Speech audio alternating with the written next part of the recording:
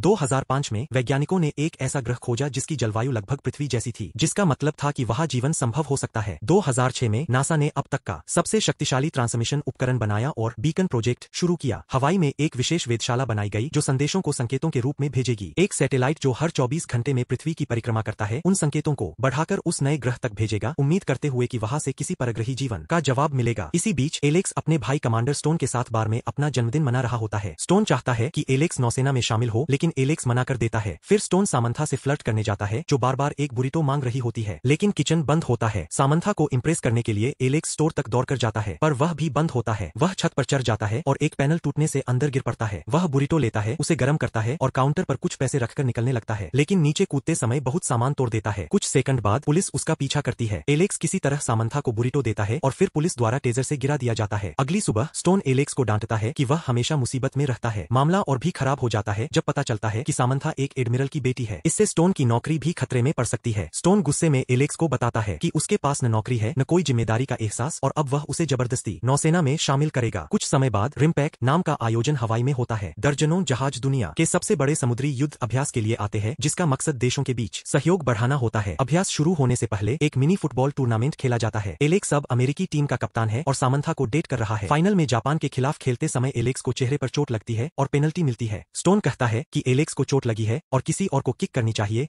लेकिन एलेक्स गुस्से में खुद ही किक करने पर जोर देता है। वह बहुत खराब खेलता है और जापान मैच जीत जाता है। उस रात एलेक्स सामंथा से वादा करता है कि वह उसके पिता से शादी की इजाजत मांगेगा, भले ही उसे यह परंपरा बेकार लगे। इसी बीच बीकन प्रोजेक्ट का भेजा गया सिग्नल अंतरिक्ष में कुछ पा लेता है। अगले दिन एडमिरल टेरेंस उद्घाटन समारोह में भाषण देते हैं। एलेक्स देर से आता है और चुपके से अपनी टीम में शामिल होता है, जिसे ऊंचे अधिकारी नोटिस कर लेते हैं। पार्टी के बाद सामंथा अपने पिता को मनाती है कि एलेक्स को 5 मिनट दें, लेकिन यह साफ है कि टेरेंस उसे पसंद नहीं करता। घबराया हुआ एलेक्स बाथरूम में जाकर अपनी बात प्रैक्टिस करता है, तभी उसे नागाटा चिढ़ाने लगता है। दोनों के बीच झगड़ा होता है और फिर वे टेरेंस के ऑफिस में पहुंच जाते हैं, जहां वे बहाना बनाते हैं कि यह बस एक हादसा था। टेरेंस उन पर विश्वास नहीं करता और उन्हें डांटता है। फिर वह एलेक्स से अकेले में कहता है कि वह अपनी क्षमताएं बर्बाद कर रहा है और सामंथा को इससे बेहतर मिल सकता है। पहले दिन का अभ्यास ठीक चलता है और हर कोई जहाज, विमान और हेलीकॉप्टर को मिलकर कंट्रोल करने का प्रदर्शन करता है। उस रात स्टोन एलेक्स को बताता है कि अभ्यास खत्म होने के बाद उसे नौसेना से निकाल दिया जाएगा। अगले दिन सामंथा एक फिजिकल थेरेपिस्ट के रूप में काम जारी रखती है। उसे मिक नाम का एक पूर्व कर्नल मिलता है जिसने ड्यूटी के दौरान दोनों पैर खो दिए थे। वह बहुत डिप्रेशन में है, इसलिए सामंथा उसे हाइक पर ले जाती है और जीवन को नए नजरिए से देखने की कोशिश सिखाती है। इसी बीच बृहस्पति के पास से एक विशाल वस्तु उड़कर आती है और 5 हिस्सों में बंट जाती है। Department of extra terrestrial contact इसे अपने राडार पर देखता है और फौरन नासा, एयरफोर्स और बीकन प्रोजेक्ट को कॉल करता है। वे वस्तुएं एक फॉर्मेशन में उड़ रही है और सीधी पृथ्वी की ओर आ रही है।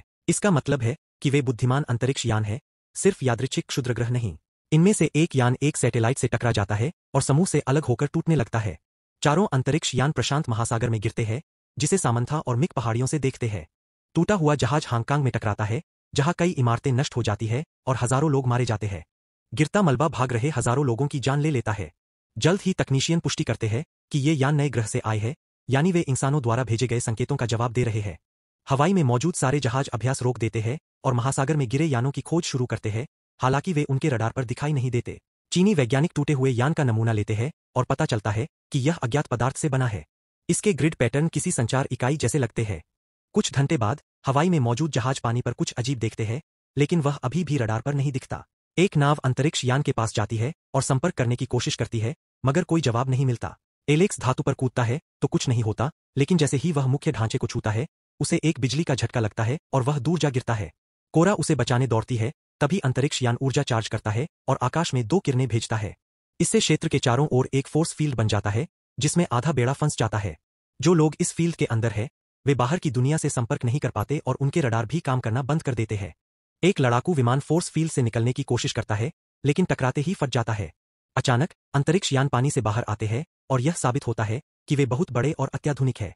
जब स्टोन अपने जहाज का हॉर्न चेतावनी के लिए बजाता है, तो अंतरिक्ष यान एक शक्तिशाली शॉकवेव से जवाब देता है, जिससे हर खिड़की टूट जाती है और लोगों के कानों को चोट पहुंचती है। फिर नौसेना चेतावनी के लिए एक मिसाइल दागती है, लेकिन उसका कोई असर नहीं होता।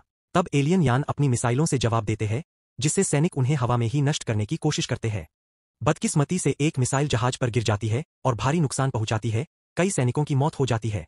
नाव पर मौजूद टीम चारों ओर से यान पर फायरिंग करती है और हमलों से बचने की कोशिश करती है। स्टोन मुख्य जहाज से भी फायर करने का आदेश देता है, लेकिन शॉकवेव के कारण उनके लॉकिंग सिस्टम टूट चुके होते हैं, इसलिए हमला असरदार नहीं होता। अंतरिक्ष यान फिर पलटकर हमला करता है और सैनिक हर मिसाइल रोक नहीं पाते। एक मिसाइल जहाज पर लगती है, जिससे बड़ा धमाका होता है, कई लोग मर जाते हैं और जहाज में छेद हो जाता है, जिससे पानी भरने लगता है। हताश स्टोन अपने आदमियों को लगातार फायरिंग का आदेश देता है, मगर दुश्मन और बड़ा हमला करता है और पूरा जहाज विस्फोट में उड़ जाता है। अपने भाई की मौत देखकर एलेक्स नाव को वापस बेड़े की ओर ले जाता है। उसे पता चलता है कि हमले में सारे वरिष्ठ अधिकारी मारे गए हैं, अब वह सबसे बड़ा अफसर है और इसलिए कमान उसके हाथ में है। बदले की आग में एलेक्स अपनी टीम को पूरे हमले के लिए तैयार करता है। जापानी जहाज पर नागाटा अपने आदमियों को बैकअप देने का आदेश देता है, लेकिन एलियन तुरंत पलटवार करते हैं और एक बड़े धमाके से नागाटा का जहाज निष्क्रिय कर देते हैं।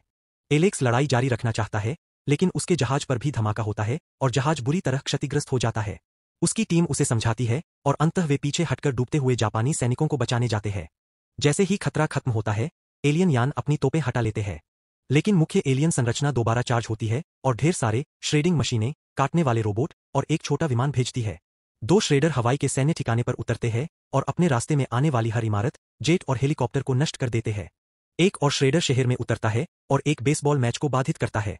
वह एक बच्चे के सामने रुकता है, मगर उसे नजरअंदाज कर देता है और दूसरी मशीनों व संरचनाओं जैसे पुलों को निशाना बनाता है, जिससे गाड़ियां खाई में गिर जाती है। पहाड़ियों पर निक और सामंथा छोटे विमान को उड़ते हुए देखते हैं। पुलिस उन्हें ढूंढ लेती है।